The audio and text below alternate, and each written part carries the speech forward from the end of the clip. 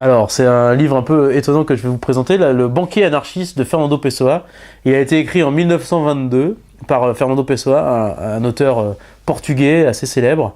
Et c'est un très grand livre, et qui en plus, en 2013, est d'une terrible actualité. Alors, Le banquier anarchiste de Fernando Pessoa, je vais vous raconter une histoire un peu personnelle.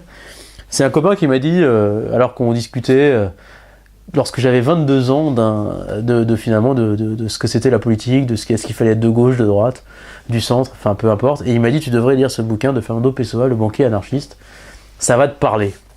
J'étais assez perplexe parce que si on lit le pitch de l'histoire, le banquier anarchiste, c'est un dialogue entre un banquier et un anarchiste, un militant anarchiste.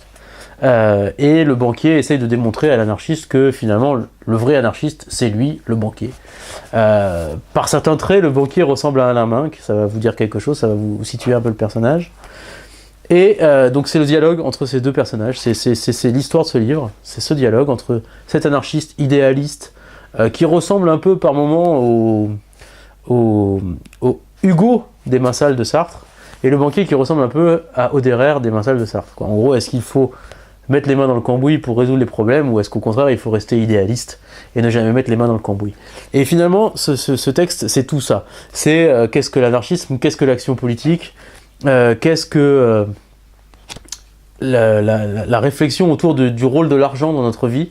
Le banquier anarchiste, en l'occurrence, dit que l'argent est le seul moyen d'être libre dans notre société, parce que ça nous permet de penser à autre chose. Quand on a de l'argent, ça nous permet de penser à autre chose.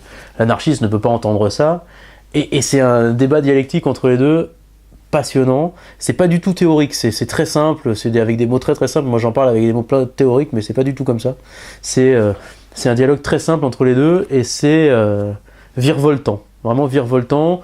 Et ça donne à réfléchir, ça donne envie de connaître aussi l'autre partie de l'œuvre de Pessoa.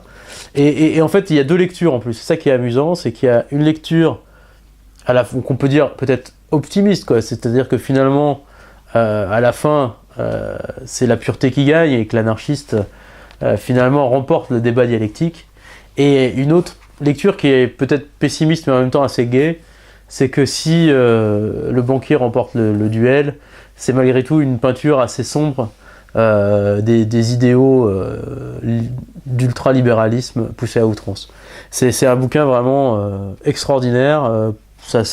Vous lisez ça en 3 heures, 3 heures et demie, et vous passez un moment, vous êtes partout, vous êtes dans l'Italie des Brigades Rouges, dans l'Espagne de la guerre de la guerre d'Espagne, vous êtes en France aujourd'hui, vous êtes partout, quoi. Allez-y, c'est sublime, vraiment.